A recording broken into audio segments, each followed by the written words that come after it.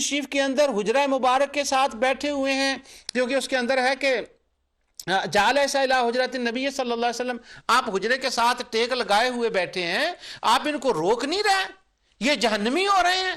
یہ میں آپ کے ہمسائے کی بات کر رہا ہوں، یہ تو جہنمی ہو رہے ہیں، آپ روک نہیں رہے ہیں ان کو، خاموشی سے بیٹھے ہوئے ہیں. وہ کہتے، عبداللہ بن عمر کھڑے ہو جاتے، وہ ساری حدیثیں جو جمعے کی خطبے میں رسول اللہ صلی اللہ علیہ وسلم پڑھا کرتے تھے کہ لوگوں سن لو، میرا رستہ اچھا رستہ ہے، کل بدعت ضلالہ، کل ضلالۃ فی النار، ہر جہنمی ہے بدعتی کرنے والا، کلو کا، تو وہ ان کو کھڑے ہو کر عبداللہ بن عمر بتاتے، ان کو روکتے اس بات سے. اب جو پڑھنے والے لوگ تھے وہ کہاں کے تھے؟ مثلا میرا نام عبد المجید ہے، میں گاؤں کا رہنے والا بندہ ہوں، دیہاتی بندہ ہوں. اگر میرے گاؤں کے بندے کو کام کریں، جمعرات کو ختم دلائیں، تو کہیں گے یہ جاہل لوگ ہیں، دیہات کے رہنے والے، ان کو پتہ نہیں. اب وہ جو لوگ کٹھے ہو کر صلاۃ الضحیٰ پڑھ رہے تھے، چاشت کی نماز پڑھ رہے تھے، جس کا ذکر بخاری مسلم نے کیا ہے، وہ جو پڑھ رہے تھے وہ میرے گاؤں کے لوگ نہیں تھے، وہ مدینے کے لوگ تھے، اور زمانہ ہے صحابہ کا. اور جب زمانہ صحابہ کا ہے تو لازماً ان پڑھنے والوں میں صحابہ بھی ہوں گے، تابعین بھی ہوں گے، اور وہ ضروری نہیں تھا کہ عبداللہ بن عمر بھی ان کے ساتھ کھڑے ہو کر پڑھتے، کیونکہ ان کی نظر کسی اور بات پر تھی. تو لیکن اس لیے انہوں نے کہا ہے بدعت پر ہے اچھی بات، معنی یہ نکلا کہ کام ہو اچھا، اگر وہ کام اچھا ہو تو اس کا کسی زمانے کے ساتھ تعلق نہیں ہوتا. وہ نبی کریم صلی اللہ علیہ وسلم کے صحابہ کیا کرتے تھے بدع حسنہ جان کر. اس کا معنی یہ نکلا ہے بدع حسنہ کی ایجاد کرنا یہ آقا دو جہاں صلی اللہ علیہ وسلم کے صحابہ کی سنت ہے. یہ جو بدع حسنہ والا لفظ ہے نا، اس کی ذرا میں تھوڑی سی مزید وضاحت کر دوں.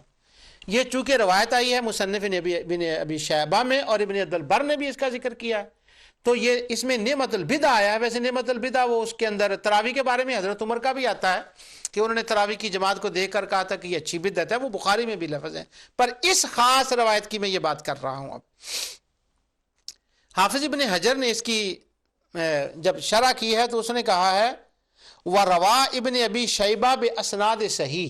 یہ بھی میں کلیئر کر دوں بات. وہ کہتے ہیں بخاری میں صرف بدع آتا ہے، ابن ابی شیبہ میں بدع حسنہ آتا ہے، تو نعم البدع آتا ہے. تو وہ کہتے ہیں جس میں نعمت البدع آتا ہے نا، اس ابن ابی شیبہ کی روایت کی سند کو میں نے چیک کر لیا ہے، یہ سند صحیح ہے، تو لہٰذا یہ سند صحیح ہوگی. اب میں اس کے اوپر فتویٰ دے رہا ہوں آپ کو. فتویٰ تو عموماً میں حافظ ابن تیمیہ کے نام سے دیتا ہوں، لیکن آج ایک اور بڑا نام، امت کا بڑا نام جس کا میں بتا رہا ہوں آپ کو، یہ امام بخاری کا ہے. یہ امام بخاری نے تاریخ الکبیر میں حسین بن عطا ابن یسار کے ترجمے میں یہ لکھا. وہ کہتے ہیں کہ وقال شعبی، امام شعبی فرماتے ہیں ان ابن عمر سے وہی روایت. تو وہ کہتے ہیں صلاۃ الضحیٰ بدعہ و نعمت البدع، یہ بدعت ہے اور اچھی بدعت ہے جو صحابہ تابعین کیا کرتے تھے. اور آگے امام بخاری کا اپنا فیصلہ، چونکہ امام بخاری نے اس روایت کو بخاری کے اندر بھی ذکر کیا، تاریخ کے اندر بھی ذکر کیا، اب وہ اپنا فیصلہ یہاں پر دے رہے ہیں. وہ کہتے ہیں وَهَذَا أَصَحُّ، یہی بات صحیح ہے کہ چاشت کی نماز پڑھنا بدعت ہے اور بدع حسنہ ہے.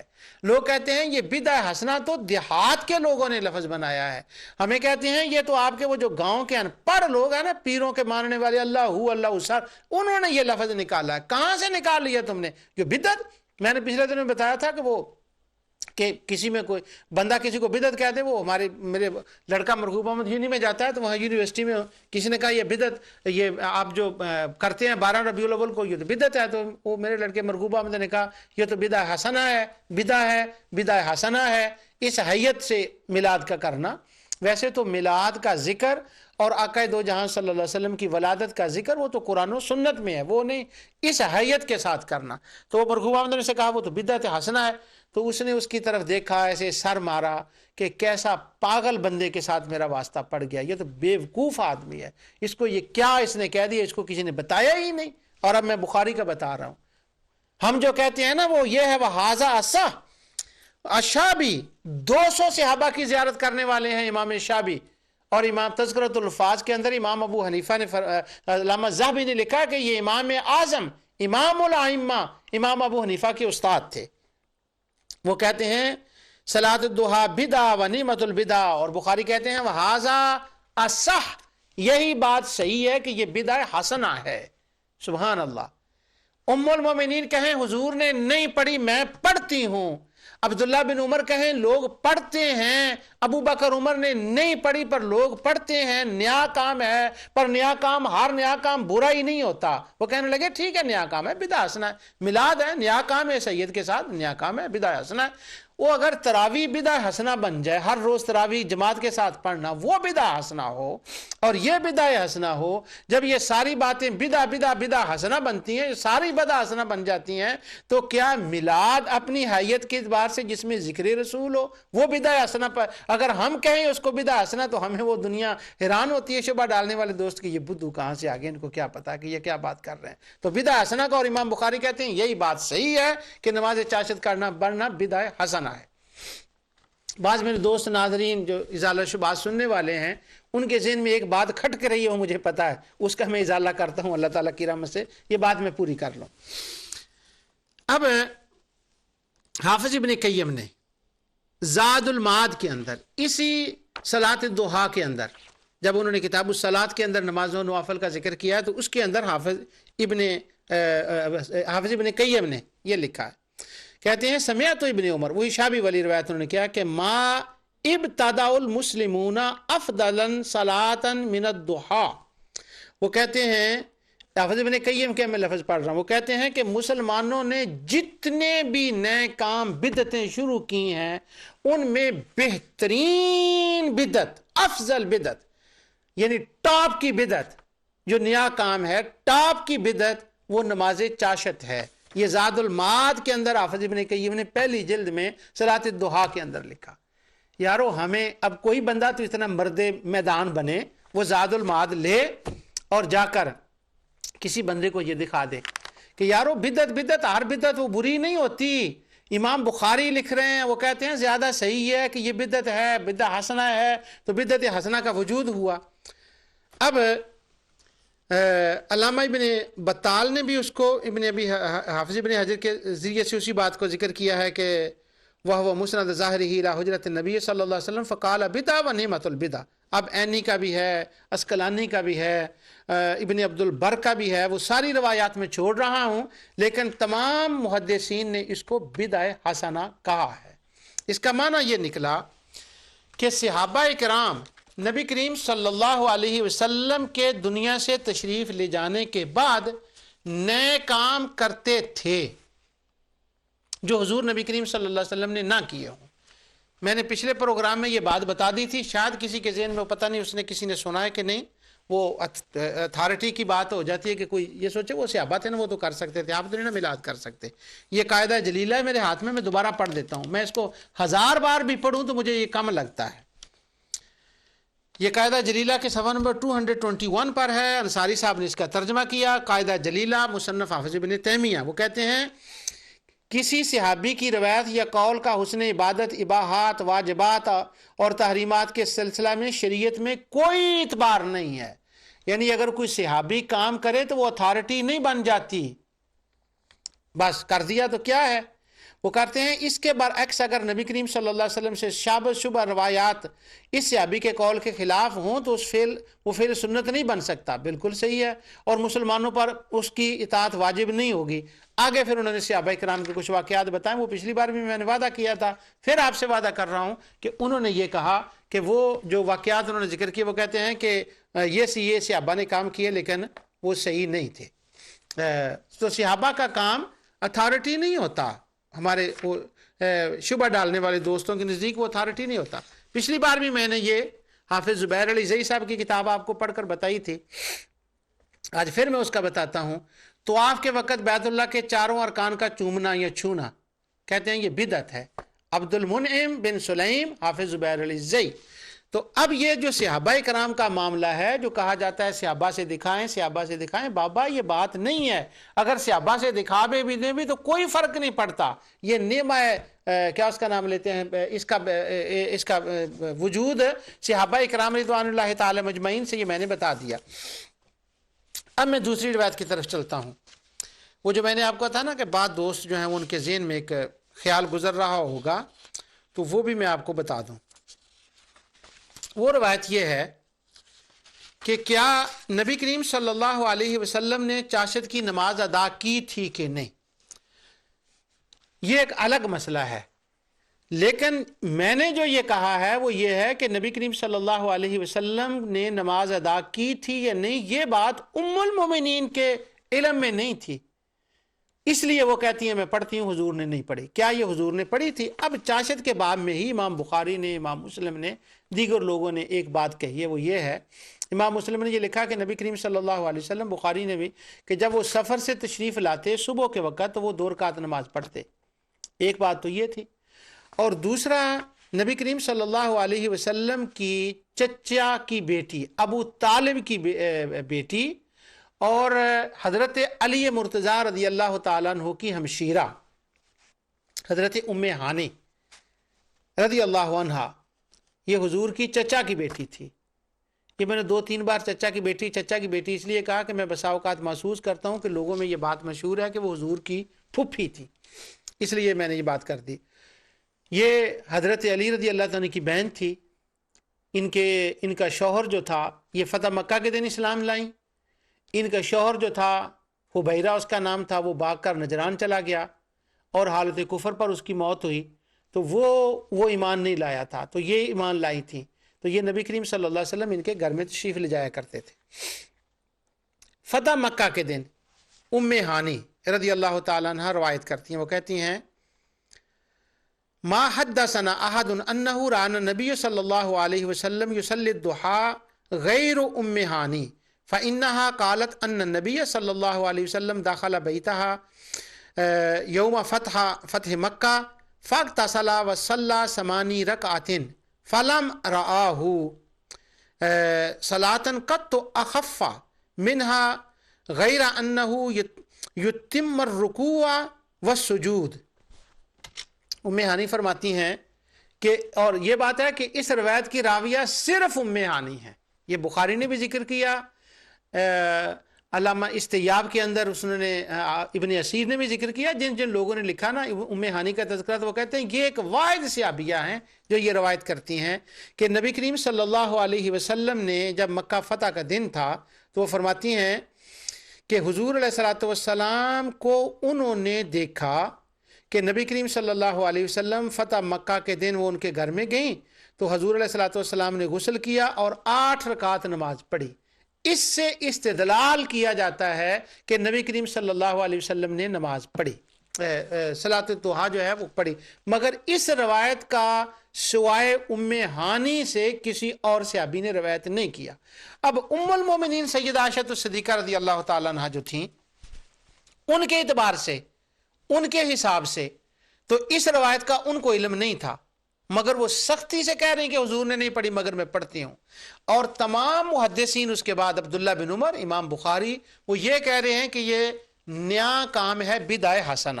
اب بدعہ حسنہ کس کانٹینس میں اس کو کہیں گے؟ اب 2 باتیں ہو سکتی ہیں، یا تو یہ اس میں کہ یہ کام نیک تھا اور ام المومنین نے اس کو کیا، خواہ وہ حضور نے نہ کیا ہو۔ دوسری بات یہ ہے کہ اس کو ایک دن اگر نبی کریم صلی اللہ علیہ وسلم نے ادا کیا ساری زندگی میں، ام ہانی کی روایت کے مطابق صرف فتح مکہ کے دن، اور وہ بھی مکہ کے اندر، اب سنت یہ بنتی تھی کہ کوئی بندہ مکہ جائے، جب اس کی مکہ مکرمہ میں حاضری ہو تو وہاں غسل کرے، حج عمرہ کے بعد غسل کرے۔ یہ میں کوئی کنفیوز نہ ہو جائے کہ حج کے بعد ساتھ یہ بھی کام کرنا ہے، حج کے، میں بتا رہا ہوں کہ اس روایت کے مطابق سنت یوں بنے گی کہ جب کوئی مکہ مکرمہ میں حاضر ہو، حج عمرہ کے بعد کسی دن وہ غسل کرے، اور غسل کرنے کے بعد 8 رکعت پڑھ لے، یہ سنت بنے گا۔ یہ سنت نہیں بنے گا کہ ہر روز 8 رکعت نماز پڑھی جائے صلاۃ الضحیٰ کی، یہ سنت نہیں بنے گا۔ اب یہ کیا بنے گا؟ ام المومنین نے جو کام کیا وہ کیا بنے گا، اس کو کیا نام دیں گے؟ تو یہ امام بخاری کے، میں دوبارہ لفظ پڑھتا ہوں، وہ کہتے ہیں صلاۃ الضحیٰ بدعہ و نعمت البدع اور وہذا اصح۔ امام بخاری کہتے ہیں یہی بات صحیح ہے۔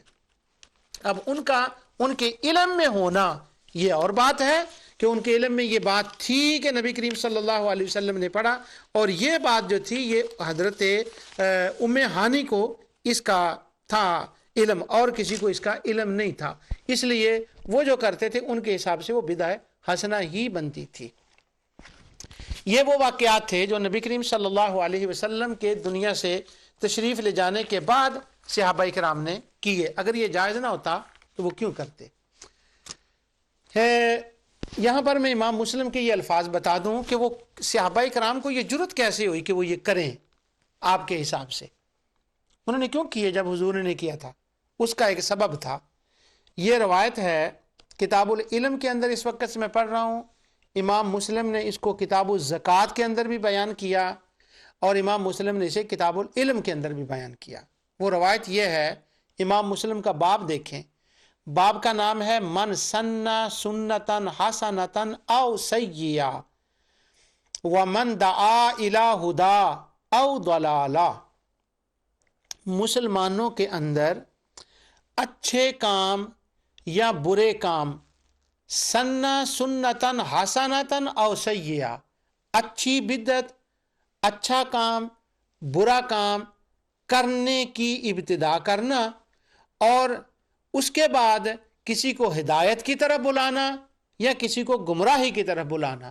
یعنی یہ کام جو بندہ نیک کرتا ہے اس کے دو سبب ہو سکتے ہیں، اس میں خیر ہو سکتی ہے، اس میں شر ہو سکتا ہے، وہ ہدا ہو سکتی ہے یا دلالہ ہو سکتی ہے۔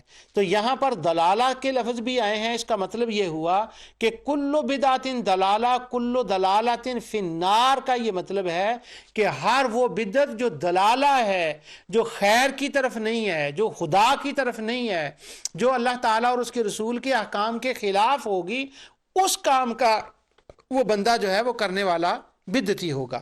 آگے وہ ایک لمبی حدیث ہے، میں ساری نہیں پڑھتا، کہ نبی کریم صلی اللہ علیہ وسلم کے پاس ایک فقیر آیا خیرات، خلاصہ میں بیان کر دیتا ہوں کہ کہیں یہ کوئی نہ کہے جی پہلی سطریں نہیں پڑھے۔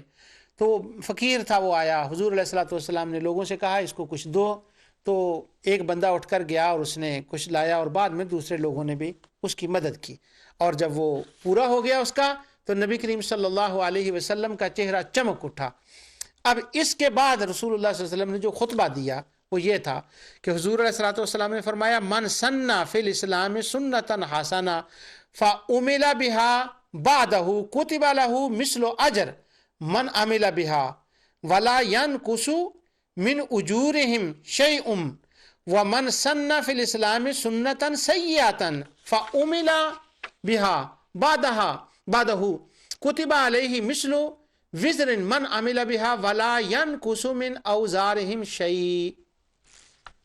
حضور علیہ السلام نے فرمایا کہ اگر کوئی بندہ مسلمانوں کے اندر نیا کام شروع کرے اور ہو سنتن حسنہ، جو نیا کام ہے نا، جو نیا طریقہ، نو ایجاد جو ہے وہ جو شروع کرے گا سنتن حسنہ، تو ہو وہ اچھا، اور پھر کیا ہوگا کہ اس کو اس کا اجر ملے گا، اور جو بعد میں لوگ آئیں گے اگر وہ اس کو فالو کر لیں تو اس کو بھی ان کا اجر ملے گا۔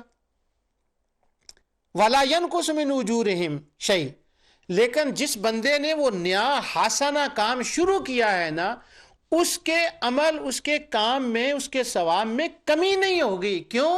وہ اللہ ہے، عنایت فرمانے والا اللہ ہے، رحمت کرنے والا اللہ ہے، اس کے خزانوں میں کوئی کمی ہے؟ وہ اسے بھی دے گا، اور جو اس کام پر بعد میں عمل کریں گے اسے بھی دے گا۔ اس کی شرح میں امام نووی نے، دیگر محدثین نے لکھا یہ بدعہ حسنہ کا جواز اس حدیث سے نکلتا ہے، اور یہی وجہ تھی کہ صحابہ کرام نے وہ کام کیے جن کا میں ذکر کر رہا ہوں، آگے بھی ذکر کروں گا اگلے پروگراموں میں بھی، اور کچھ کا میں ذکر کر رہا ہوں۔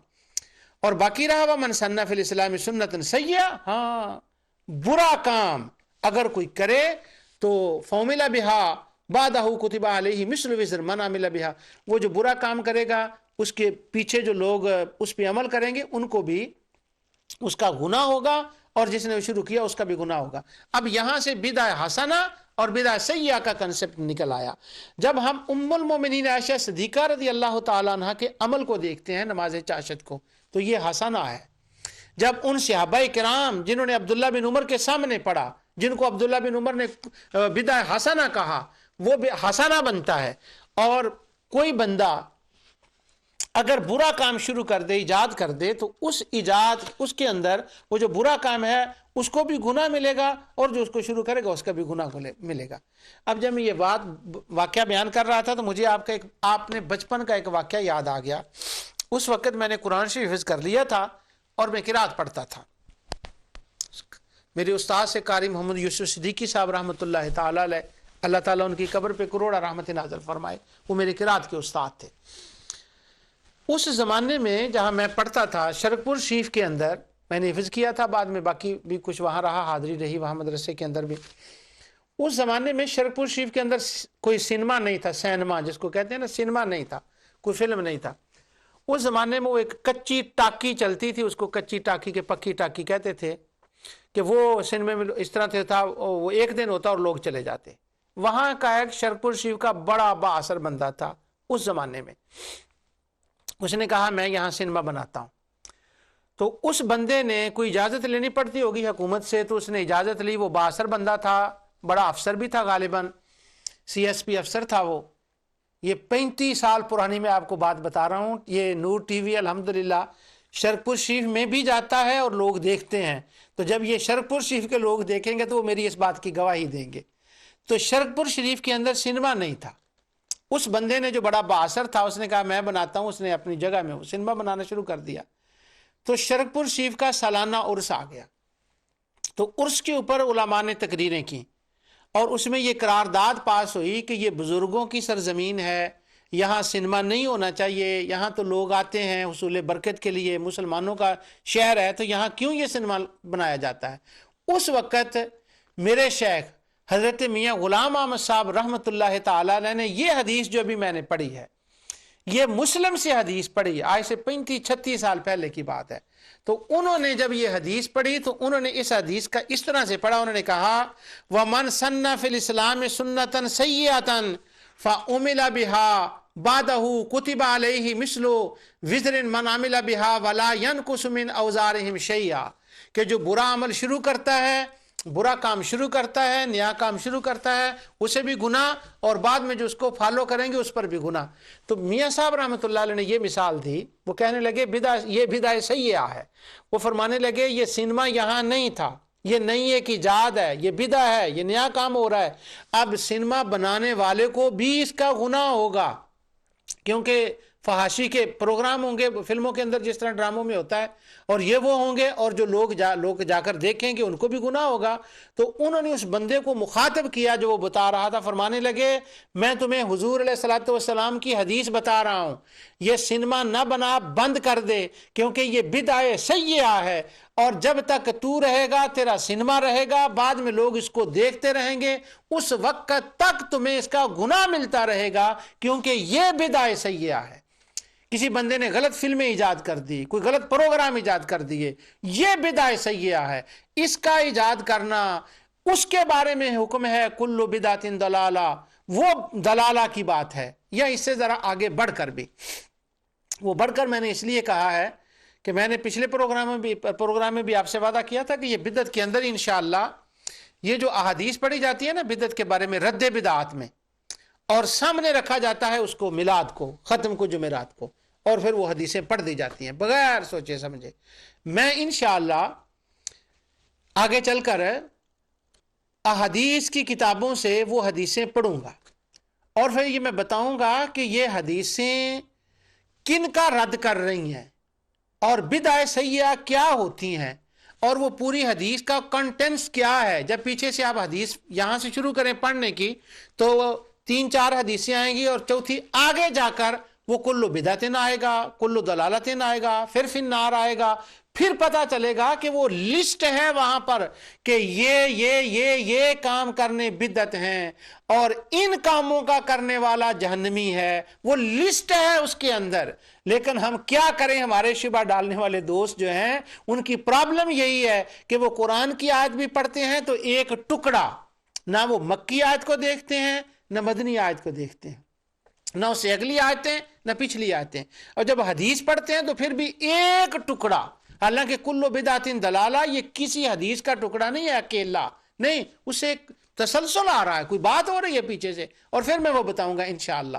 تو آج یہ میں بتا رہا ہوں، اس وقت میں بتاؤں گا وہ بدع سیئہ کا لفظ کیا ہے، لیکن آج میں بتا رہا ہوں کہ ہاں حسنہ نبی کریم صلی اللہ علیہ وسلم کے بعد صحابہ کرام رضوان اللہ تعالی مجمعین نے نئی باتیں کی، اور وہ کی ان کے لیے وہ اس کا ایک میں بات آپ کو بتاتا ہوں یہاں سے پہلے، یہ آسان سی ہے، پہلے میں یہ بتا دیتا ہوں۔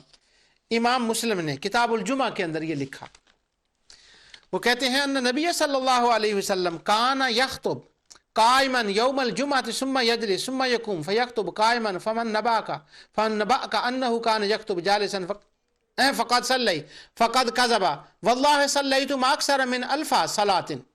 وہ حضرت جابر بن عبداللہ رضی اللہ تعالیٰ فرماتے ہیں کہ نبی کریم صلی اللہ علیہ وسلم جب جمعہ پڑھاتے، خطبہ ارشاد فرماتے، تو وہ کھڑے ہوتے اور پھر بیٹھ جاتے، یعنی یہ خطبہ پڑھ کر پھر دوسرا خطبہ پڑھنے کے لیے کھڑے ہو جاتے۔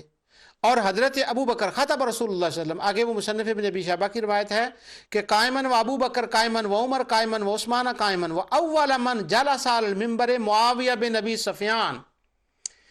پہلے لوگ بیٹھ کر خطبہ دیتے تھے، حضور بھی بیٹھ کر خطبہ دیتے تھے، حضرت ابو بکر بھی کھڑے ہو کر خطبہ دیتے تھے، ابو بکر عمر عثمان سب سے پہلے جس نے بیٹھ کر خطبہ دیا، اولا من جلس علی المنبر معاویہ ابن ابی سفیان، وہ حضرت معاویہ ہیں۔ میں نے پچھلے درس میں کہا حضرت معاویہ کا بڑا خاص وجہ ہے، ان کا نام میں نے چن کر یہ روایتیں لائے ہیں حضرت معاویہ کے لیے۔ حضرت معاویہ رضی اللہ تعالیٰ عنہ بیٹھے، اب حضرت معاویہ رضی اللہ عنہ جب بیٹھے، اگر نبی کریم صلی اللہ علیہ وسلم نے جو کام کیا ہے ہاں وہ افضل ہے، لیکن چونکہ آپ نے منع نہیں کیا تھا، اس پر کوئی وعید نہیں آئی تھی، اس لیے حضرت معاویہ رضی اللہ عنہ بیٹھ گئے۔ اور کیا یہ منبر پر بیٹھنا کیا ہے؟ اب محدثین کا فیصلہ سنیں۔ آگے کہتے ہیں المنبر یوم الجمعہ و اول من قعد معاویہ، ابن شیبہ کی دوسری روایت، وہ کہتے ہیں کہ اس پر بیٹھنا سب سے پہلے حضرت معاویہ بیٹھے۔ قال الجلوس علی المنبر یوم الجمعہ بدعہ، وہ کہتے ہیں سب سے پہلے منبر پر بیٹھ کر خطبہ حضرت معاویہ نے دیا، اور یہ بدعہ ہے، یہ نیا کام ہے۔ اب حضرت امیر معاویہ رضی اللہ تعالیٰ کا زمانہ جو تھا وہ صحابہ کرام کا زمانہ تھا، تابعین کا زمانہ تھا۔ جب وہ بیٹھے اور اس کام کو وہ بدعت بھی کہہ رہے ہیں، تو کیا ان کا فرض نہیں بنتا تھا وہ کھڑے ہو کر کہتے یہ تو دلالہ ہے اور تم تو جہنمی ہو گئے ہو، یہ تو کام اللہ نے نہیں کیا، حضور نے نہیں کیا، حضور نے تو دین کامل کر دیا، تو یہ کیا تم نے کیا؟ تو وہ جانتے تھے کہ حضرت امیر معاویہ رضی اللہ تعالیٰ عنہ اگر بیٹھے ہیں تو ان کا بیٹھنا بدعہ ہے، مگر بدعہ حسنہ ہے، اس کا بیٹھنا جائز ہے۔ حالانکہ نبی کریم ہاں دوسرے صحابہ کو اسے اتفاق کرنا ضروری نہیں تھا۔ اگر عبداللہ بن عمر یا کوئی اور صحابی کہتے کہ افضل یہ ہے کہ نبی کریم صلی اللہ علیہ وسلم کھڑے ہوئے تھے، حضرت ابو بکر حضرت عمر کھڑے ہوئے تھے، افضل یہ ہے، تو ان کا کہنا حق بجانب تھا۔ کیوں؟